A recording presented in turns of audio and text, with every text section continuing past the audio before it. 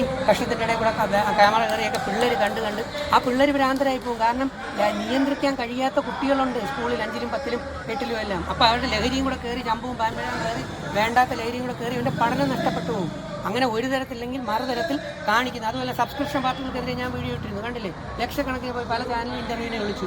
Subscription പാർട്ടികൾക്കെതിരെ ഞാൻ ശക്തമായി അടിച്ചിട്ടുണ്ട്, യാതൊരു സംശയമില്ല.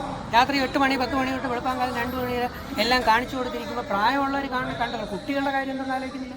നിൻ്റെ മകൻ കുറേ കഴിയുമ്പോൾ 5ാം ക്ലാസ്സിലോ 10ൽ പഠിക്കും, സ്കൂൾ റൂമിനകത്തിരുന്ന് മൊബൈലിൽ പഠിക്കാനായിട്ട് ശ്രമിക്കും. ഇങ്ങനെ ഒരു സാധനമുണ്ട്. അവ ഒരു 199 രൂപ 200 രൂപ അങ്ങോട്ട് അടച്ച് ഒരു മാസം നീ പോലും അറിയുന്നില്ല, സുഖമായിട്ട് ഇത് കാണുന്നു. കുറേ കഴിഞ്ഞ് പഠനവും പോയി, അവൻ്റെ ഭാവിയും പോയി, എല്ലാം പോയി. പിന്നെ അവന് നടക്കണ്ടേ തോന്നി തെണ്ടിത്തിരിഞ്ഞ്. പക്ഷെ നമുക്കൊരു സാമൂഹ്യ പ്രതിബദ്ധതയുണ്ട്.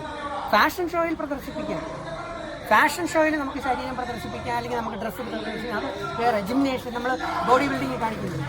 ഇതില്ല പല നമ്മൾ ചെയ്യുന്നില്ലേ, അതെല്ലാം നമ്മൾ ചെയ്യുന്നുണ്ട്, അതാവാം. പക്ഷെ പബ്ലിക് പ്ലേസിൽ നമ്മൾ കാണിക്കേണ്ട മാന്യത എന്തായാലും കാണിക്കുന്നത്, യാതൊരു സംശയമില്ല.